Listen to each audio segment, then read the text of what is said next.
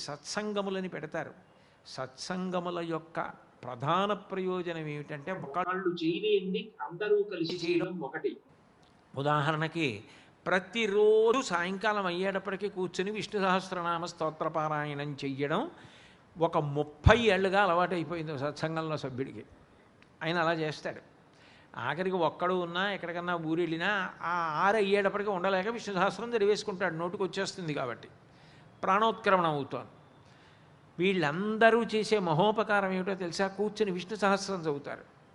ఆ విష్ణు సహస్రం చదువుతున్నప్పుడు బ్రహ్మణ్యో బ్రహ్మకృత్ బ్రహ్మ బ్రహ్మ బ్రహ్మ వివర్ధన బ్రహ్మవిద్ బ్రాహ్మణో బ్రహ్మి బ్రహ్మజ్ఞో బ్రాహ్మణ ప్రియ మహాక్రమో మహాకర్మ మహాతేజ మహోరగ అని చదువుతున్నారు అనుకోండి.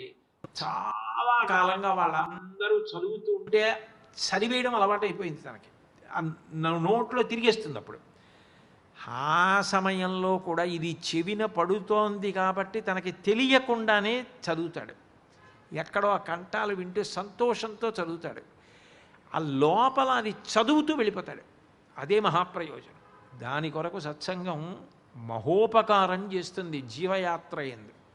అంటే భగవన్నామము ఎంత శక్తివంతము అనడానికి కలియుగంలో ఇంతకన్నా ఉదాహరణ లేదు.